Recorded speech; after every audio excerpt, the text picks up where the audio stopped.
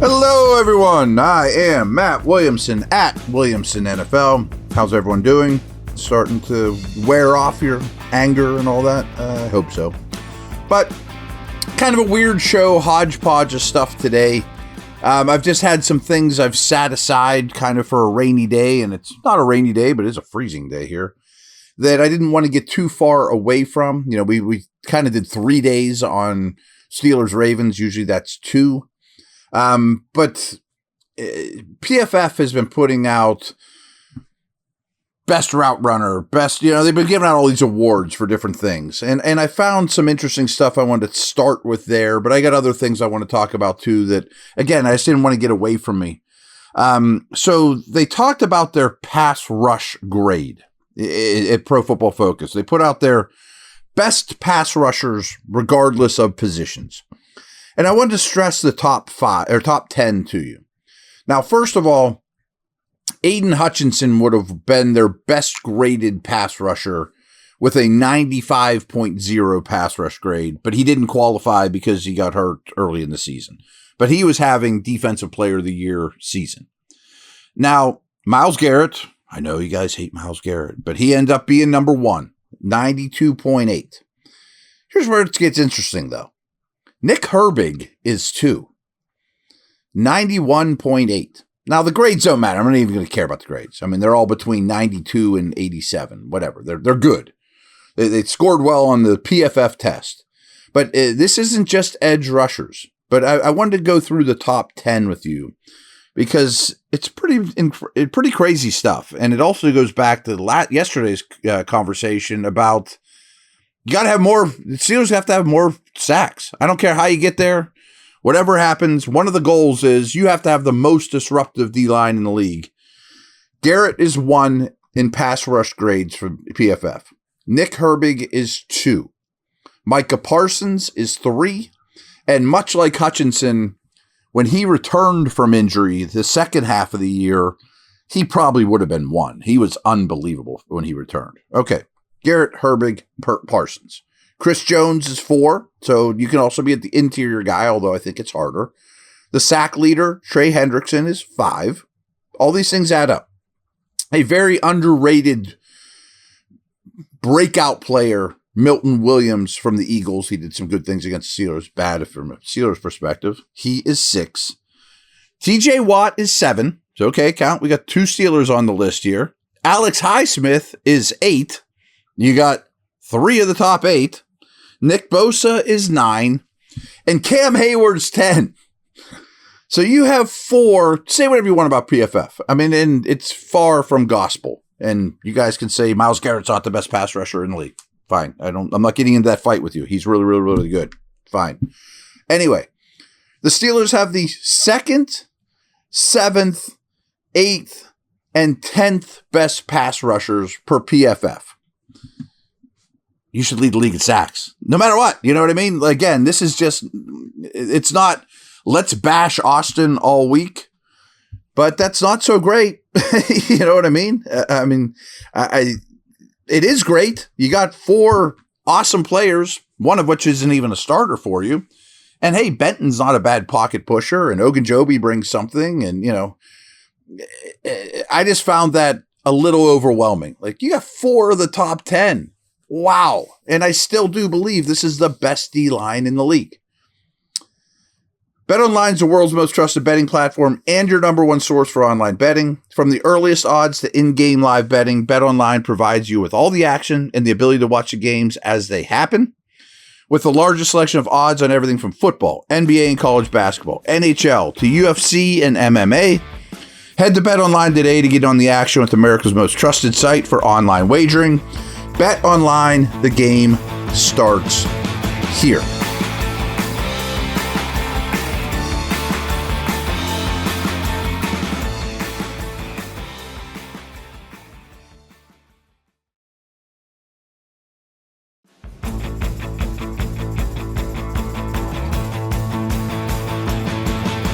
Some other things that are along those lines I just wanted to bring up too, that I found pretty darn interesting.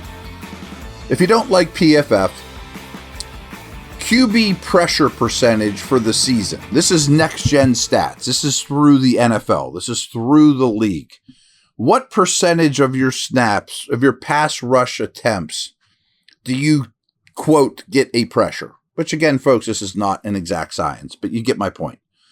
I mentioned Parsons before. He's number one at 19.1%. Danielle Hunter tied Parsons, 19.1%. Hendrickson's at 18.9. Garrett's at 18.6. And I wanted to bring it up because Herbig is next at 17.6. And frankly, I think Herbig kind of got a little quiet down the end. I don't know if he hit somewhat of a rookie wall in his second year. He's not the biggest guy, but he didn't make a lot of impact the last month or so. And he's not alone on the Steeler team, obviously, of guys that didn't blow up at the end. But do we need more of him? I don't know. I mean, I think it's interesting that I do think that something they should consider strongly this offseason is how do you get all three of them on the field at once with some regularity, not 2 snaps a game or something along those lines. And I also think we have to judge Herbig of how many snaps can he truly handle. But if he's second in PFF pass rushers amongst everyone on the planet, and he's 1, 2, 3, 4, 5th in terms of just pressure rate per next-gen stats, you can't have him play 10 snaps a game. I think that's pretty clear. Another thing that happened, we're talking about pass rush day, obviously, here. On what day would that have been? I guess Monday. The players cleaned out their lockers and all that sad stuff. And, they do interviews that day, and we won't hear from those guys in quite a while.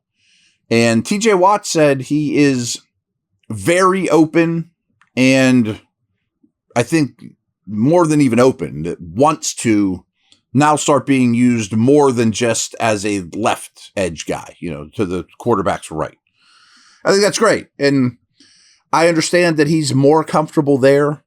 But I think it just gives you one more wrinkle that you need to explore. All these guys I've talked about, Garrett, Parsons, Bosa, etc.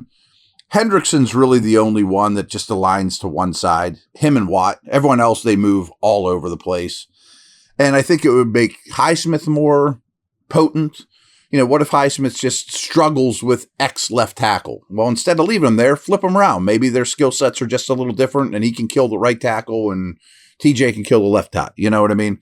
So I thought that was great. Let's at least change some things we're doing here. And I don't know if someone asked him about it or if he brought it up, but whatever. He's excited / anxious to move to the right more often. That was exactly what I wanted to hear. Last thing I wanted to talk about along these lines is also Watt is, again, maybe he had a little bit of a down year. I mean, his standards are so insane. He really wasn't in Defensive Player of the Year late. And, he frankly didn't put up any stats for, the end of his season. I mean, he went a lot of snaps end of the year where he did not have a tackle, didn't have a tackle for loss, didn't have a sack, et cetera, et cetera. And I've been asked, and I think tomorrow we'll do mailbag, by the way. A lot of you guys are ahead of the game and have put stuff in there. Is it time to trade TJ? Get out now. He's expensive. Is he a declining player? His brother kind of hit the wall at this age, too. I don't know if I would call it a wall. They're both pretty darn good at this age. They're unbelievably good. I don't think it's going to happen no matter what. They're not trading TJ Watt. But I do think this is noteworthy too. And again, it's PFF, but I also think when you watch the tape, boy, does it show. And I had some numbers on this going into the playoff game where his run defense has been ridiculous this year. Okay, maybe he's not getting to the quarterback through a running back, tight end, and right tackle like he used to. But boy, he's still impacting the game because you got to have 2-3 guys on him. He swats passes. The tackles for loss are great. The strip sacks are still amazing. But his run defense is unbelievably good, as is Cam Hayward's. There's some great numbers out there pre-Ravens playoff game about how much more effective teams are running outside the tackles to the left than they are the right, which isn't an indictment on Highsmith or the other guys, or how much more successful teams have been running the ball when Cam Hayward's not on the field as opposed to when he's on. But again, this is Pro Football Focus's grade, but they gave him a 91.4 grade. Watt is the highest grade of any edge or interior defensive lineman this year against the run. So, okay, by PFF, again, which is not gospel, he's the 7th best pass rusher on the planet and the number 1 run defender on the planet. Okay, I'll take that. And played injured down the stretch quite a bit and didn't quite look like himself. That's a player you still have there, so I thought that was noteworthy. I maybe spin a little bit of cheer here in these dark times, but I also think some of it also doesn't bode well for the defense too, in that if you have these awesome pass rushers, I need more sacks, and that needs to happen. So does that mean because you need more corners and more blitz? Whatever. You need to get more sacks. But you got some great pass rushers. That's a good place to start, folks. Over and out.